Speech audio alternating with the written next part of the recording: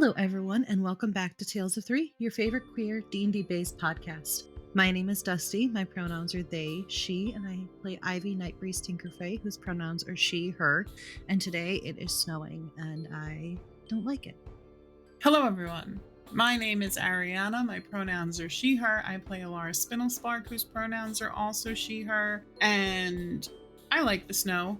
And I also hate when I roll my dice and I get a high roll and it was just for funsies, because I feel like I wasted it.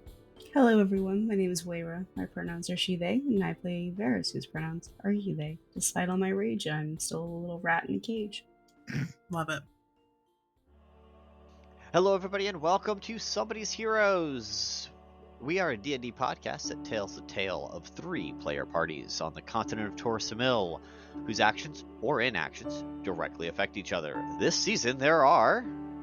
The Chaosities, an adventuring party traveling to the city of Taliba for the Founders' Day Fair. The Raven Court, 6 monstrous leaders from across the continent, each with their own agenda. And the Fate Makers, 4 off-the-rails idiots who don't know what in the hells is going on. New audio drops every Tuesday wherever you listen to podcasts, with the occasional surprise world-building live stream over on Twitch. They're Somebody's Heroes. Hopefully yours. A note regarding content warnings. This campaign is a dark fantasy that deals consistently with topics of body horror, complicated relationship dynamics, emotional distress, fantasy violence, gore, mechanized spiders, mental health and illness, profanity, and romantic and sexual relationships. A full list of episode-specific content warnings can always be found in the show notes of each episode. Last time, Alara spent her morning training on the Paladin's training ground. She showed off her new invention that allowed her to warp herself from one spot to another, and she literally tried to run away from the responsibility of going to court. Varys, with a perfectly timed dimension door, brought her back while Ivy and the Paladins watched the show. Our trio dressed for court and made their way to experience a long, long day that was filled with a lot of chicken-based complaints, a trio who came to report a familiar half-orc, half-elf being yeeted from the Seelie, and Nina the gnomish woman that Varys and Alara saw the day before returned to ask for the Queen's help. The day dragged on, and eventually Alara fell asleep from boredom. Varys woke her up via ascending, which caused her to jump, sending a gem flying across the room and landing at Ivy's feet. And that is where we'll pick up our story today. Okay, so Alara mouths sorry to Ivy, and then she just kind of sits up really straight, and the next person walks in to plead their case. As Alara sits up straight and looks towards the dais where the next person is entering, she will notice a familiar brown and white barred owling approaching, wearing very worn kind of like leather armors that's obviously seen a lot of use, but it's very apparent that she has tried to do something to make it look a little more presentable. Aww. She did her best. On the right side, there's like where most people have that are in like the Queen's Guard have like the gems. She's got one little red one there. You can tell that she's a little nervous, but determined nonetheless. Alara looks more interested than she's looked the whole day when she sees Soara. Yeah, Soara is looking around the room as she walks up, and I think she clocks you, Alara. Alara waves. Tilts her head a little bit in confusion. Mm-hmm. She does a small bow towards Alara in like acknowledgement, but she turns her attention fully back to Ivy and the Queen. She clears her throat when Titania invites her to speak. Your Majesty, esteemed and trusted council members, as well as guests, my name is Soara Stormix, and I am a ranger that hails from Oladel. Today, I am coming to you on behalf of my beloved town to request aid from you and hopefully the artificers present. She kind of nods towards Basil and Basil. As I'm sure you're aware, we have a very unique system in our town, an aqueduct that is also a hydropower dam. Through this, our town gets our clean water and it powers our little settlement. Recently, it has stopped working.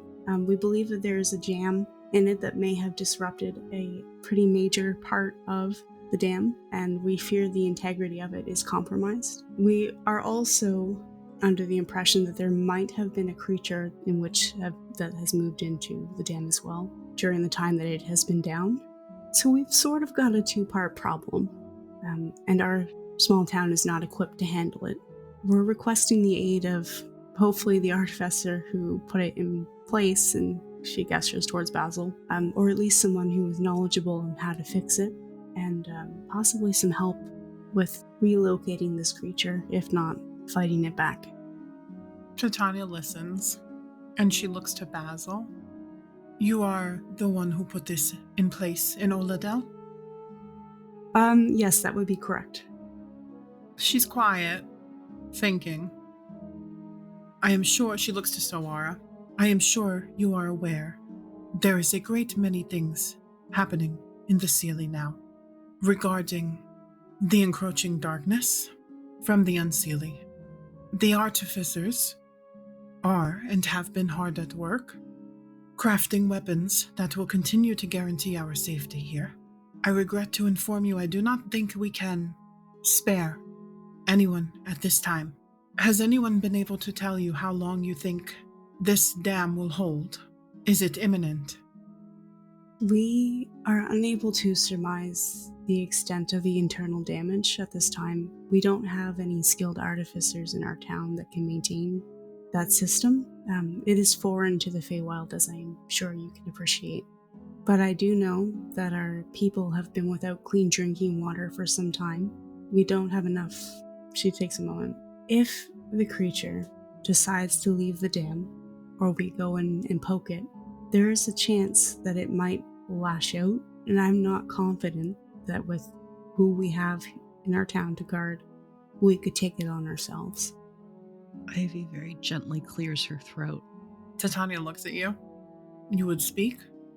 Only, to suggest that maybe Elara could take a look. She's a very skilled artificer, and by extension, Varys and I would accompany her to make sure that nothing happened to her. And if this creature does turn hostile, we can relocate it. Soara is looking to Elara and Ivy and Titania, and then to this aforementioned Varys person. Does Alara hear this? Yeah. Alara also, when Ivy's like, Alara can, Alara's jump, what? Well, I'm told. Mm-hmm. Basil looks at Alara and Ivy and Varys. I'm fairly confident that with a little bit of time, I could brief Elara on how to not only troubleshoot, but how to correct any damage that may be going on. I do believe I have a manual for it, so it is within the realm of possibility. And this manual, we could not just give it to someone in the town to fix it. There's a lot of jargon, if you will, that requires some prior knowledge of how artificery works at the base level, and I'm not confident that that is something that could be understood by anyone there. Also, it is artificery, he smiles a bit, that is originated from Elisora. Pre-Forsaken, if you will, but... I do believe it was an oversight not to keep someone there with the know-how to troubleshoot or fix this. There was a person who we had trained. He looks to Soara, says, is she not around anymore? Soara's like, well, you see, that's part of the monster problem. When we went to have a look, the artificer was attacked, and she's not stable at the moment. And without any clean water, it is very hard to maintain sterile supplies, as we don't have very many healers. We can send you some healers, and perhaps begin evacuating people from the town. She nods. If it is not safe, I do not think that, Ivy, while it is a great suggestion, I do not know that I feel comfortable sending you towards a creature that is attacking people in the town. Chris raises an eyebrow. He's thinking about, I hope to God no one's in his head right now. He's thinking about the mad dash escape they made from the fucking sacrificial cult and everyone they'd had to fight, I think they'll be fine. You know? And Alara, I'm sure that you are a very capable artificer. But if you cannot fix it, the three of you would be putting yourselves in danger. Ivy nods. She looks at Sawara and she goes, I'm sorry, do you know what the creature is?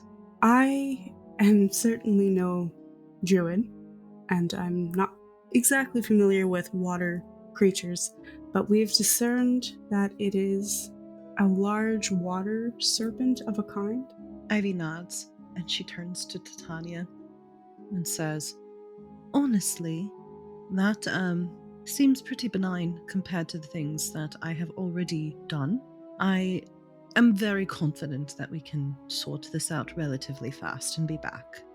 If it would make you feel better, we can go alongside clerics or whoever else that you send out there, so it's not just the three of us going. Excuse me? She kind of like raised her hand and like kind of bows her head. If Basil can show me and I don't feel confident or comfortable, I won't go. I wouldn't put I wouldn't say that I could do it if I wasn't confident that I could. So maybe at least just let us look at it, or let me look at it, and that way, if we can fix it, we'll fix it.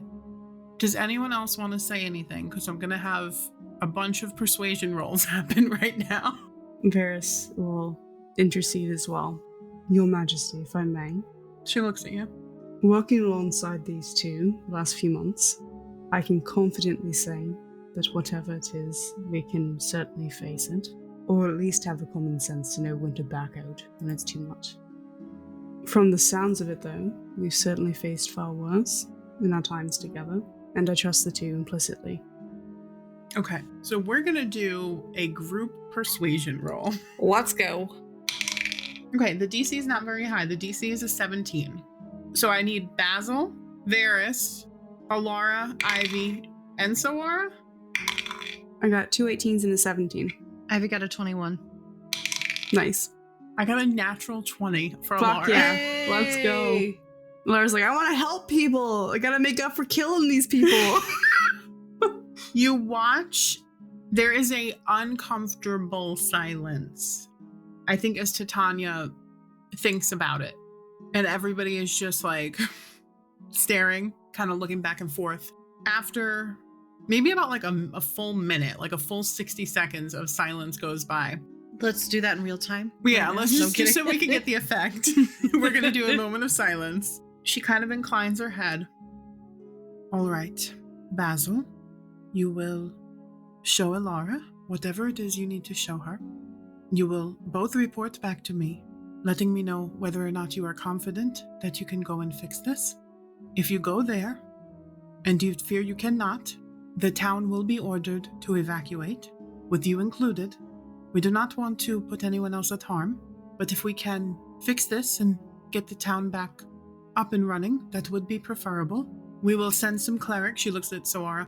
We will send some clerics to attend to this person and anyone who may be sick or injured from the lack of water. We will send fresh water.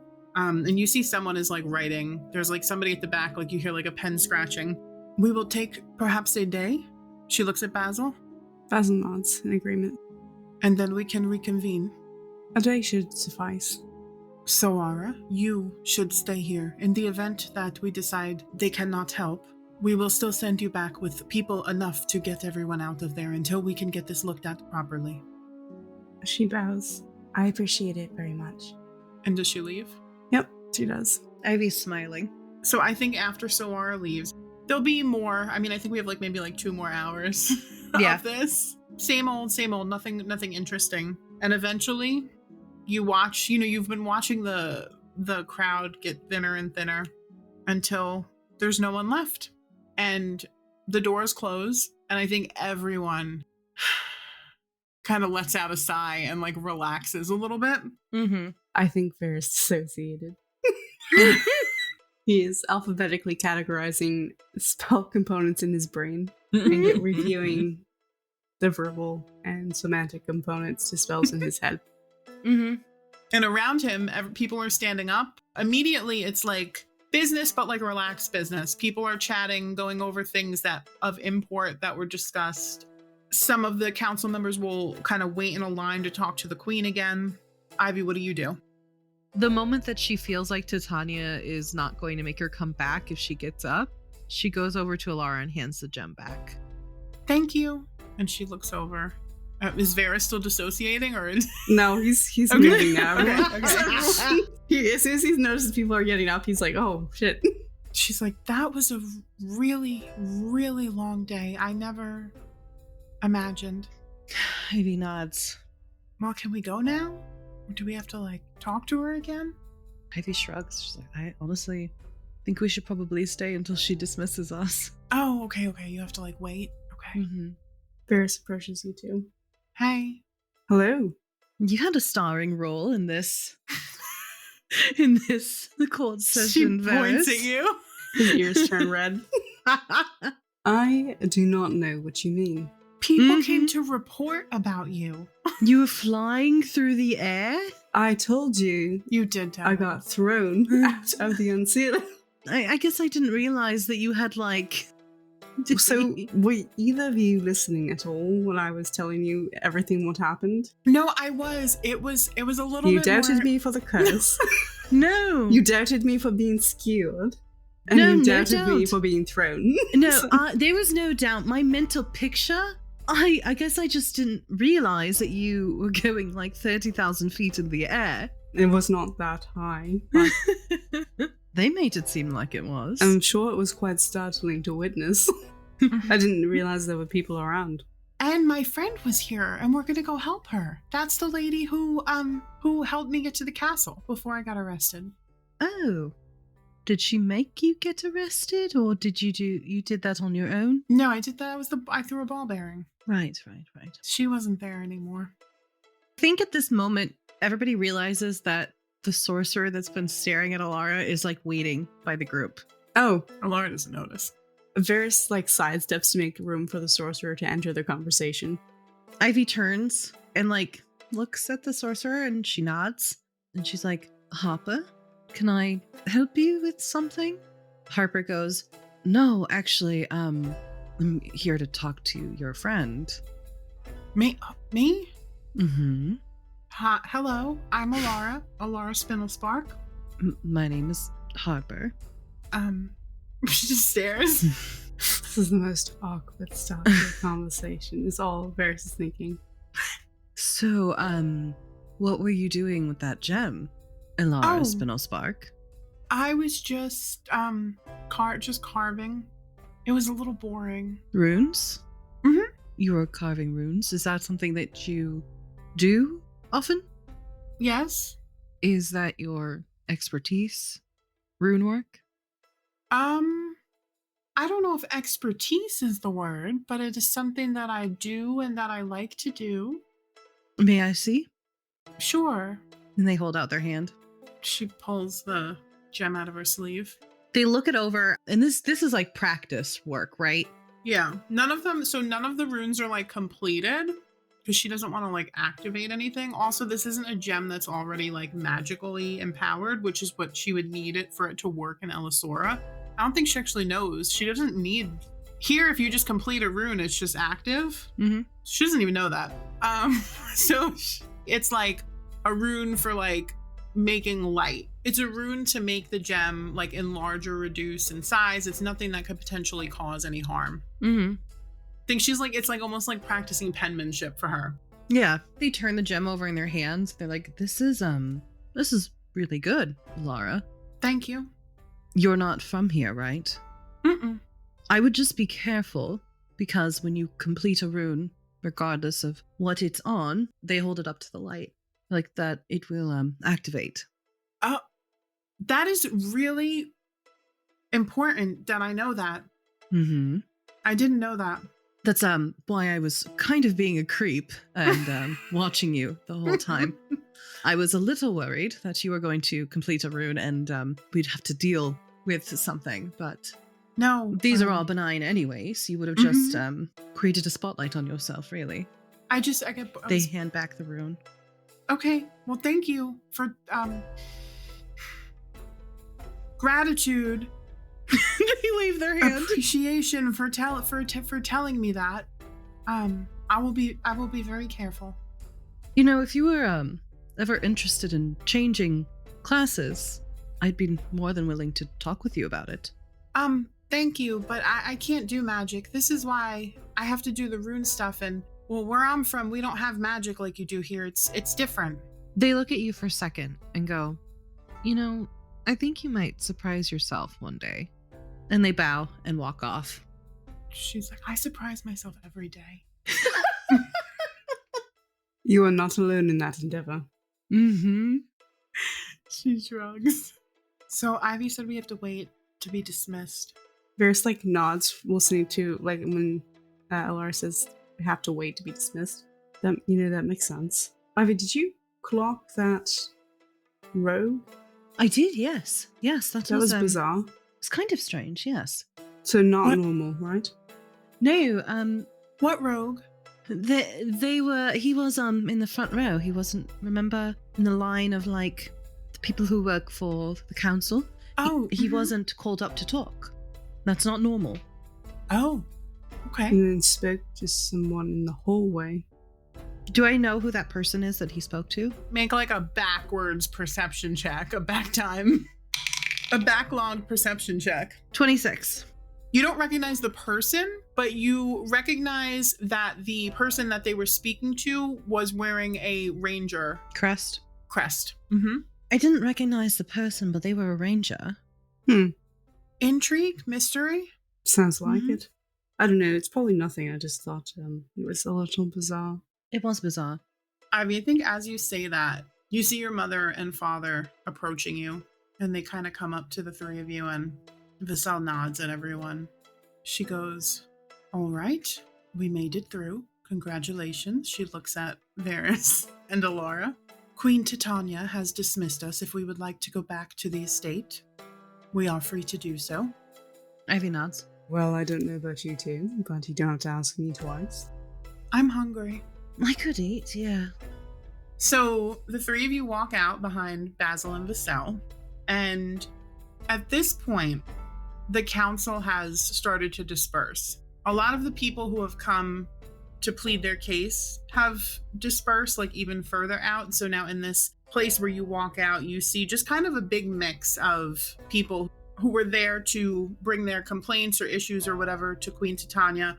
There's some council members. You see a lot more Eladrin. You see like the different brooches. You see some with 1 stone, 2 stones, and people are just kind of mingling and talking at this point. So, question. Do I see that rogue that I spotted? You can make a perception check. Are you looking as well, Dusty Ivy, or no? She doesn't care all that much, to be honest with you. 18. You look around the crowd, and you see him. He's a slim summer Eladrin, so like the golden skin, and he has long, dark golden hair and a braid straight down his back. You kind of see, you catch like the side profile, and then he turns his head away from you. And have you been paying attention to the brooches at all, like the colored gems? Yeah, I think so. You see that he's speaking to a rabbit folk person who has like gray fur and like big floppy ears. But you do notice the brooch, it has 1 gem on it. It's the color of the ranger. They just seem to be having like a kind of like a jovial conversation. In fact, he even at one point, like they both laugh, and then he claps the rabbit person on the shoulder and goes to walk away.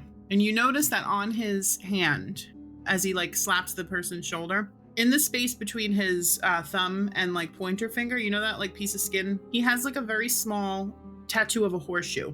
And then, like I said, he slaps the person on the shoulder, they laugh, and they both kind of go in separate directions. The rogue looks like making for like an exit, like a side exit, and the rabbit person goes and starts talking to somebody else. You want to chase him down? No, he's just gonna let him go. Honestly, Varys is looking for him more out of curiosity than anything, but I don't think that he would go and up and talk to him. He didn't seem jolted that he wasn't called upon or anything like that. Okay, cool. You don't get any like weird vibes or anything. No, this whole place is weird vibes, you know? That's fair. This whole situation is weird for him, but... That is fair. So we make our way back to Ivy's estate. We walk in. Basil's making jokes with Vassal about count the situations for today. The whole way. The whole way. Alara's laughing, I think, then, at the jokes. And you see the whole time they're walking, Vassal is like, ramrod straight. Anyone they pass in the street, like a cordial, nod of her head and stuff like that. And then as soon as they get in the door, she like kicks her shoes off, and she's wearing probably maybe like 3-inch like boots, like heels. So she kind of shrinks down a little bit, and you can tell her posture just like sags a little bit. But what everybody does notice is as soon as you open the door, you all get hit with this amazing smell of like fresh baked bread. It's warm in there. You can tell that like people have been cooking.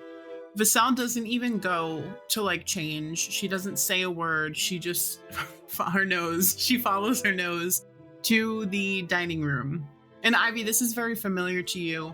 Court days are long, 10 hours, nobody ate. You're all starving. And I think as soon as you smell the food, it's like, oh my God. So if everybody wants to go and change, or if you want to go right into, I think Alara kicks her shoes off and follows Vassal. Like she doesn't even think about it. She's like, I need to eat food now. Ivy does the same thing. She kicks her heels off, gathers her skirts, and just goes to the kitchen. She like literally very unserious just like kicks them into a corner. Yeah. Scoops up her skirts and just walks. It just starts. Yeah. That's amazing. Basil and Varys hang back a bit, both untying their boots. Nice. To kick off and then follow behind. We walk in and there's fresh baked bread. There's like honey cakes. It's a lot of picky foods. Alara and Varys will notice that this is the most like relaxed that you've ever seen Vassal, kind of like in her natural state. Nobody sits down, nobody gets a napkin. I think everyone is just like mutual of one mind here. Everybody digs in. Vassal is like standing, I think, at the table, and she's kind of like, she's got one hand leaning on the table, and she just like picks up a honey cake and just takes a bite and is like, and then you watch as like the wine automatically fills, and she puts the honey cake down and like takes a sip. That was longer than, I think, in quite a while. Basil, did you notice? I did notice. Alara, I almost fell asleep myself, to be honest. She starts blushing. So her mouth is full. She stops chewing and like stares around. It seems like every meeting it gets a little longer. I thought maybe, everyone did it as like an extra punishment for us or something. I wouldn't put it past her. Ivy dunks her honey cake into the wine. Nice. And eats it. This is normal. It was very interesting to observe a day at court. I'm sorry that you all have to do that, however often that you have to do it. Vassal nods. I appreciate that, honestly. It's not usually that bad. Some days are slower than others.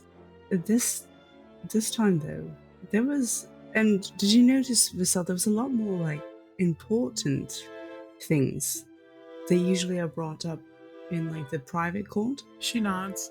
Things are shifting, I think. I think it is better that the people...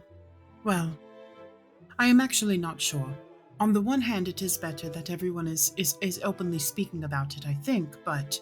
She shakes her head. I fear we best buckle down on our weapons research.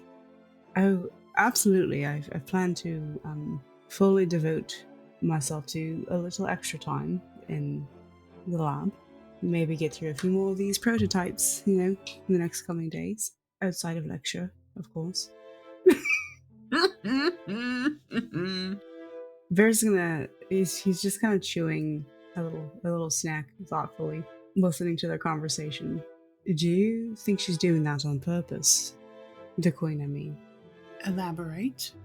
Well, if you start slowly letting the masses know about your everyday struggles, it should, in theory, reduce mass panic when more and more things start to show up, Perhaps. I also believe that, well, you saw for yourself, I believe. It is not something that the council or our good queen can keep private anymore. They nod. But, Ivy, you must be very excited. You talked your way into going on your own little adventure. She nods. Basil lights up. I'm very proud, thank you. I'm so excited for you, Ivy. It's going to be a wonderful time. I'm honestly more excited to see Alara work. Alara takes a big swallow of her wine that she's now dipping. She's just like mimicking Ivy, you know? Yeah. Makes the wine sweeter, and it brings down, it cuts the sugary of the honey. It's good. You know, we don't. I need to look still and learn, probably, right? So that's step one, and we'll see what happens. It'll be alright. And I will say, if you are not comfortable, Alara, by the end of our little lessons there's an option where we could always just rely on a clerk to get that artificer back up to shape, and you three could be there just to support, you know? So, Are we gonna go over it today? if you'd like to, I would be more than happy to. Are we gonna go to your lab? You can see she's like, there's like a little spark in her eye. Yes, that was the plan. I need to change first. Ivy shakes her head. She goes, "No, you're fine. Just go like that." To be honest, if anything happened to that outfit, it could be easily fixed, but The laundry basket. of course, also we have a very skilled tailor on hand. I know, but it's uncomfortable. Is more so what I meant. I wasn't super worried about getting it. No offense. Alara's like, if it gets shred to pieces and I never have to look at it again, I'm fine I would with be that. happy. Also, you are wearing pants. You're not wearing a Yes. dress. No, I know. But still, she doesn't. She wants to be comfy cozy. You three very much look the part, though, I will say. She bows. Ivy strikes a pose, one honey bun in the air, the wine at her lip. He claps. So we eat. We have some more banter back and forth. I think that we'll go upstairs and change. Yeah. I think while they're up in Ivy's room, Alara's just like, as she's getting dressed into her like science-y clothes, which is probably just like cargo pants and a t-shirt, you know? See her normal clothes? Yeah, her Yeah. regular clothes. And she like puts her jacket on, and you watch Norman scuttle into the back of her hood. Are you both gonna come, or what are you guys gonna do? Yeah, Ivy's gonna go. Sure, what else do I really have to do, honestly? Plus, I'm very curious. So Basil's laboratory, or his workshop, as everybody else calls it, is located in the basement. Laboratory. And as Ivy is guiding, because Basil's already down there, he changed really quickly and then went down. And as Ivy's walking and like navigating, she's telling you about how he used to have his workshop like higher up in their like in the parents like wing section. Her mom's current workspace used to be like half the size and they would share different sides. But he blew out one too many windows. And they were like, no, we're not doing this anymore. So they expanded her mom's workspace, and her father got a workspace in the basement so that he couldn't blow out any more windows. I am obsessed. As soon as Ivy mentions that it's in the basement, Bear says second thoughts. Fair. You get to a doorway though. There's no like door that closes. It's not like a traditional basement where there's like a door that separates. It's another wide expanse of space with stairs that go down.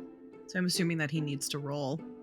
Yeah, he does. I think that he hesitates at the door. I don't know why I always check to see if it's a plus to my wisdom when there's certain or not. Magically appears. Please manifest. I want it. It's a 16. I think that's okay. Yeah, he's good. Yeah. Yeah, so he hesitates a minute, but continues on down as Ivy is blathering. I think Ivy has also changed into like comfy fantasy sweatpants, I guess. A matching like fantasy sweatpants and sweatshirt. Mm-hmm. Fantasy sweatpants. Fantasy sweatpants, whatever that looks like. Very nice sweatpants with embroidery, probably, is what that looks like. Nice. Satin Um, sweatpants. Satin sweatpants. Oh, Yeah. man. And they head down, and this workshop area is massive. It most likely spans half, if not most, of the real estate of the entire estate. Oh my god. There's Whoa. separate sections of different things that Basil has been working on. So there's like a target practice area with a bunch of wild looking weapons. There's an encasement for other weapons that are sparking on their own that look a little volatile. Think of it almost kind of like a high fantasy version of Tony Stark's lab, if you've seen the Marvel movies. Yes. So there's tech everywhere. There's like weapons and inventions everywhere. They've got their own little designated areas. Within those areas are a little bit of chaos. No, everything's got a place, but it looks like it doesn't. Yeah. And Basil is currently in the middle of the room looking over some schematics. There's like a giant U-shaped table that's littered with different schematics. And pencils are everywhere and erasers. And I think he's got a pencil tucked behind his ear right now. And he's got one in his hand. He's got his hair wound up in a bun too. I think there's a pencil in there too that he seems to have forgotten about already. Yeah.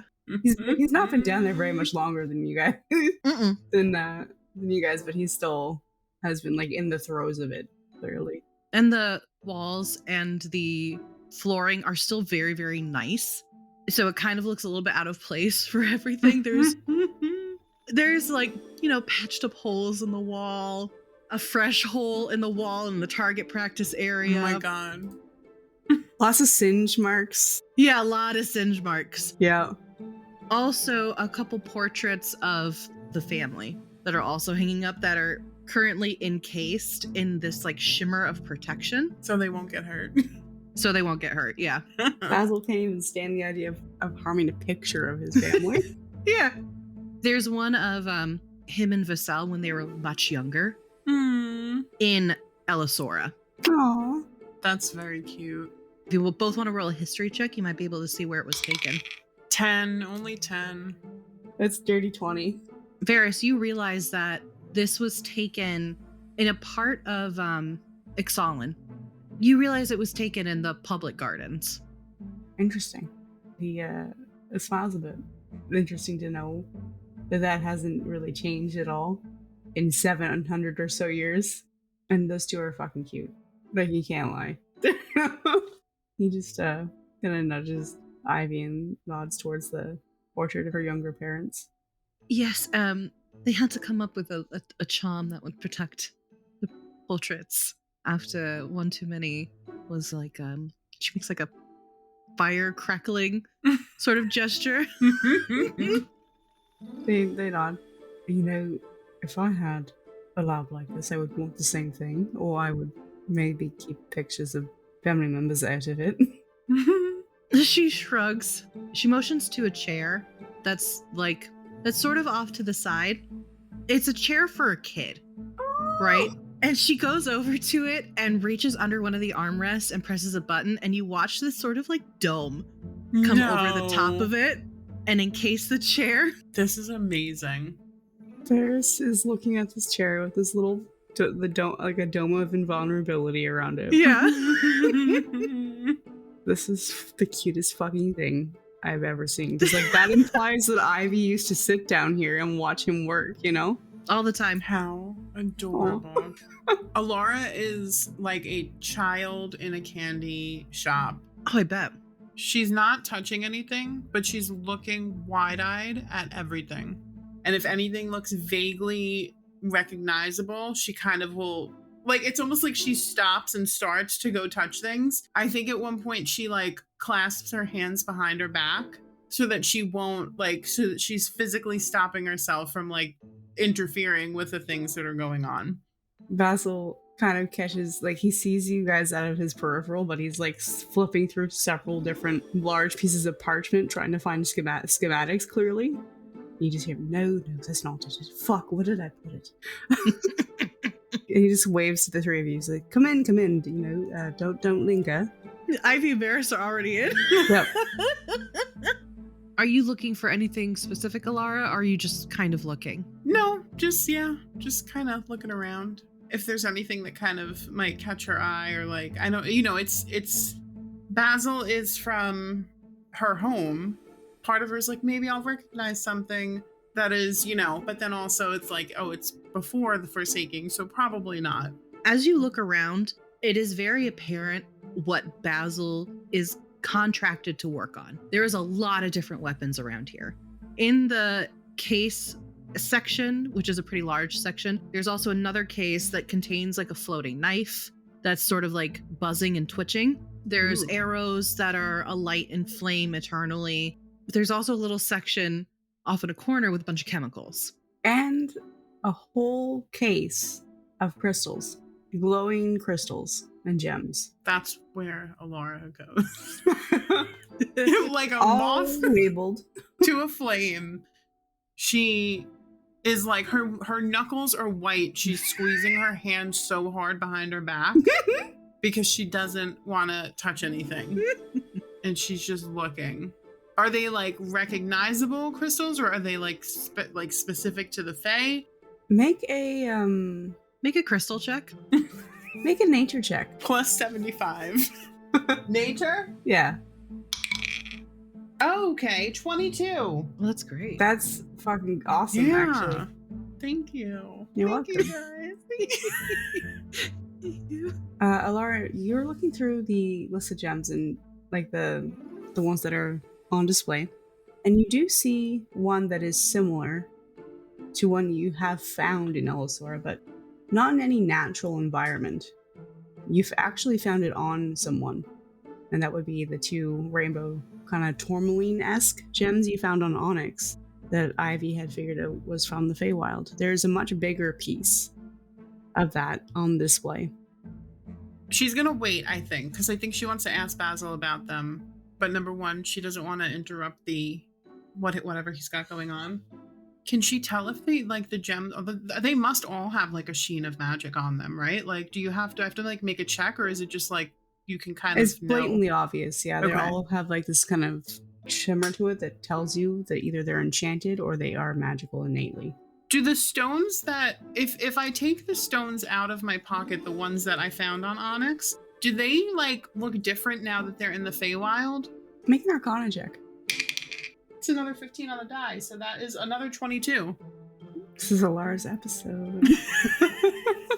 And this episode is called Alara's episode. Alara, when you take those gems out of your pocket, there is immediately a difference. Ooh. Really? They seem more magically charged. You knew innately they were magical because they are from the Feywild, but it seems like them being returned to their home plane has like reignited the energy that was within them. Okay. Like they've been recharged. Interesting. Hold on. She starts taking gems out of her pockets. She's salivating. She hyperventilating? What is happening? She starts like whispering to herself, like she's talking to herself under her breath. Okay, hold on. And she takes side-eyeing. Like, hello? I think she takes out any of the gems that she found down in the ruins of Lothan when they were back in Grimford. There was a garnet, there was a quartz. I think the garnet was the one that had the compulsion on it. So there was a small green fluorite gem, which Varys is wearing on his ear. She goes up to Varys. Oh God. Doesn't say anything, and she just like starts staring at his earring. Does it look more magical? Make an Arcana check. Oh, that's not very good. That's only a 12. The earring has a magical sheen to it, which is strange because you don't recall it having one. You gave him it because it didn't have any in it. The compulsion gem, the garnet that she used to cast compulsion, she takes it out and she stares at it. Now she's like standing in front of Ivy and Varys. How close did she get to Varys to look at that earring? She stands up on her tippy toes, I think. He just looks down at you confused and then side-eyes Ivy and looks back at Alara. Can I help you? Your earring. No explanation. He looks confused. What about it? Does it feel more magical? No, I don't think so. It's shining like it's magic. Well, that would be because it does. Okay, but... And then she holds up the tourmaline, the ones that are from the Fae. Look at these. And then she looks at the garnet, too. Is the garnet doing anything? It looks inherently brighter, but not like it's more powerful. It's almost like the vibrancy of the spell is returned. Like it was dulled somehow. Mm-hmm. Vera, she hands you the garnet, and she hands you her Swiss Army knife. Trace the gem with the knife. I mean, trace the rune with the knife, and like point it at me. To what end? Just do it. No. he hands it back to Ivy. Yeah, Ivy does it. He's not fucking casting compel on her. She doesn't hesitate. She's like, this will be fucking funny, actually. Does it work? Do I need to roll? You need to make a wisdom saving throw at advantage. At advantage? Yeah. Because you know it's coming. No, because half-elves have advantage against charm effects. Oh, that's right. But can I willingly fail it? We're doing an experiment. Yeah. I mean, yeah. Okay, then don't Wait, I roll. want to see if I pass first, Okay. and then... Oh my god, a natural 20 again. You're wasting these rolls. She's like, I know I can resist this, but I'm not going to. What do you compel Alara to do? Is it working? She compels Alara to dance. She does like an old-timey. An old-timey? What? An old-timey, she like doing like shaking her finger up in the air one side and then the other. I'm not doing this of my own free will. She's still dancing. Okay, it works. You can stop now. Lasts for a minute. Alara dances for a minute. Is it only the one thing, or can I get her to do something else too? You can use a bonus action. So every 6 seconds, you can designate a new direction. Technically, all she's supposed to do is move, but that's fine. We're just making it funny. Ivy gets her to go up and down, up and down. She's bopping up and down. And then she looks at Varys and she goes, all right, Varys, she's working out. Okay, stop it now. Ivy waits just a couple seconds longer and then stops it. Okay, so I thought I released the spell when I used it the first time, but apparently the Feywild is like kicking up all the magic on these gems, which is really cool. Various nods. It is pretty interesting. You can, well, I can feel the difference here. Like the magic? Yeah. It's almost like I can breathe easier here. If I were to compare it to something, you know? Well, that's cool. Elisora fights the magic. The Feywild promotes it. Magic is also very diminished on Elisora, so I think it also makes sense, you know? There's no lack of magic here in the Fey. No, there is not. Not at all. Oh, did you come back to this plane of existence? I did, I'm sorry. I was, I got distracted, of course. He sets down a very large blueprint and rolls it on the table and then pulls out a thick manual and slaps that down. Alara puts the gems back in her pocket and walks over. So you were exploring the gem collection, were you? Mm-hmm. Anything interesting? All of it. Fair enough. In Elisora nowadays, we have to infuse gems with magic, like have a wizard, kind of make it magical. And then, not everyone, some people carve runes into them to activate the magic. They're not just inherently magical like it seems they are here. And she takes the 2 Fey stones out of her pocket. That's interesting to me because there was a few in Elisora, a few naturally enchanted gems you could find. Of course, you can find the elemental gems from the plains when those portals open and collapse. Mm-hmm. She's reaching into her pocket as he's talking.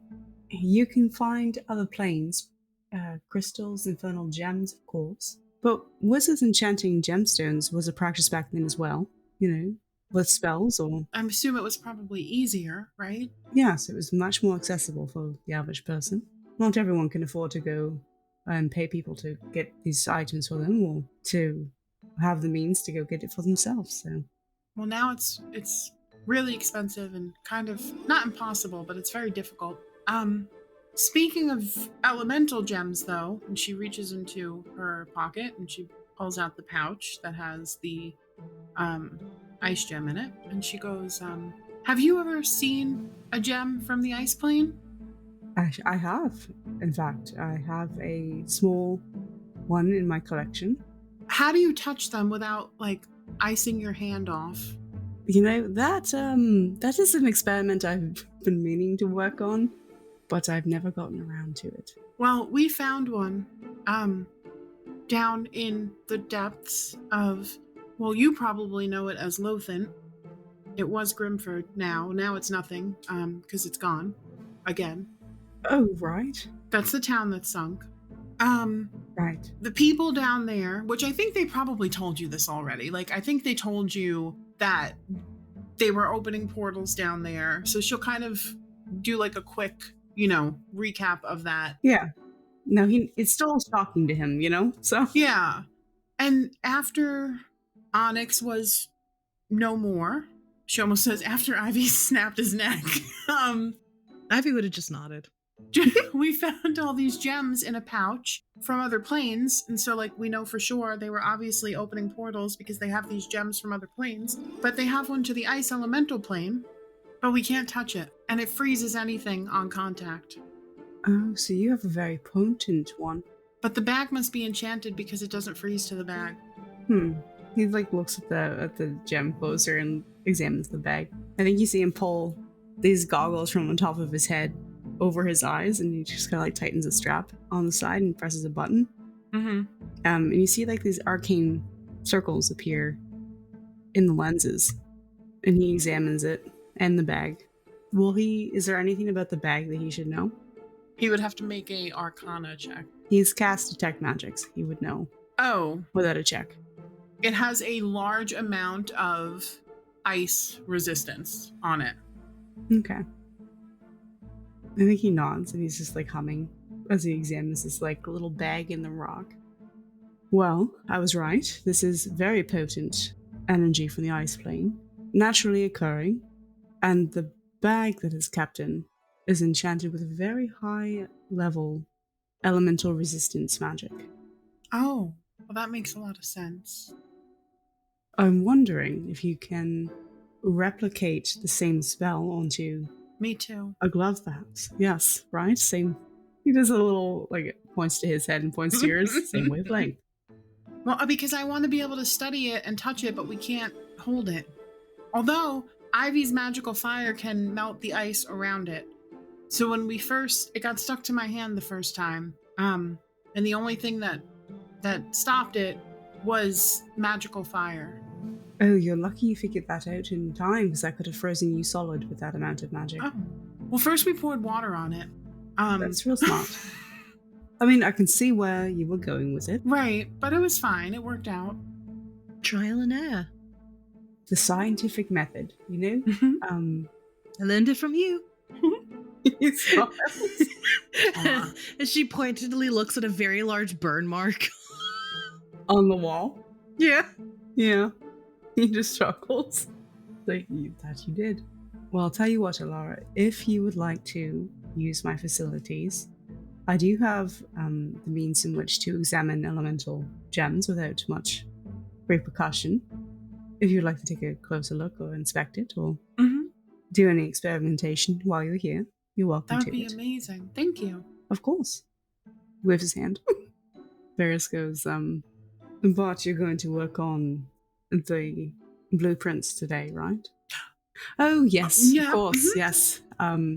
Priorities, obviously. Mm-hmm. How dare you suggest otherwise, Varys? He just works at Varys. Come here, Lara, let me show you. Unrolls the very extensive blueprints to this incredible... And not only is it an aqueduct that brings water throughout the city, throughout their town, but it's a hydrodam, which is something that she's not really familiar with in Elisora. It powers energy through the current and flow of water itself. Excess is stored in these arcane gems. It also increases the flow and helps to purify the water. So it's a multifaceted enchantment. Alara is just staring at these schematics wide-eyed. She is she's fascinated. It's cool, right? Thanks so much for listening. We are grateful for the love and support. If you're enjoying the show, please consider leaving us a 5-star review and tell your friends about us too. A like, subscribe, or share goes a long way for small creators like us. If you want more Tales of 3, head over to our Patreon, where we have a ton of free bloopers and episode extras, as well as some paid tiers with even more perks. Speaking of, huge shout out to our Green Fiend Patreon supporter, Michael. Also, if you join the Red Rogues for $5 a month, you'll get access to RDCC, an after show where we deep dive into character motivations, player reactions, and give a glimpse at our creative process. And with that, our story pauses here for today. Join us next time as we continue our adventures, and remember, it's never too late to start your own. Bye! Can Like, you imagine? Yeah, I guess she wasn't lying. for real. She's like, the Laura fuck? Waves. You would She deny a knows. command from your queen? Sorry. She Fuck you, whatever his name And- was. Yeah, fuck you, Henson. Yeah. Fuck you, Henson. was not that you were thrown 30,000 feet. Where did that accent go? I was Scottish there for a moment. 30,000. That's what I heard. I was like, damn, we're going 30,000. Braveheart today. All right. Oh no. 30,000 feet. 30,000. No. No, no. No,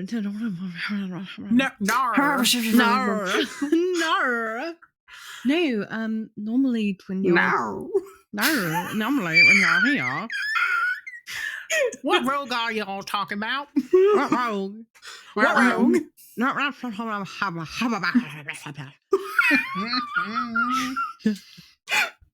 That's how the rogue sounds. The rogue comes up and he's like, I'm talking about Are her. you talking about me?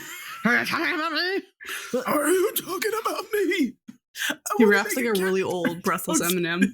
That's how he talks. But he looks like 18. Yeah. What rogue? What rogue? Laura's like, what rogue? The Red Rogues. No. The Red Rogues. Sorry. Sorry, my brain just bounced between Basil and Varys, and I couldn't decide which one to go with. Ping ponging. Yeah, it was like... Bing, bing, bing, bing, bing, bing. The Six Flags guy. Yep. First roll of the game, baby. Let's go. Okay. It's Sometimes we insanable. don't roll until 3 hours into a session. I know. Like, that's not a joke. No, I know. I know.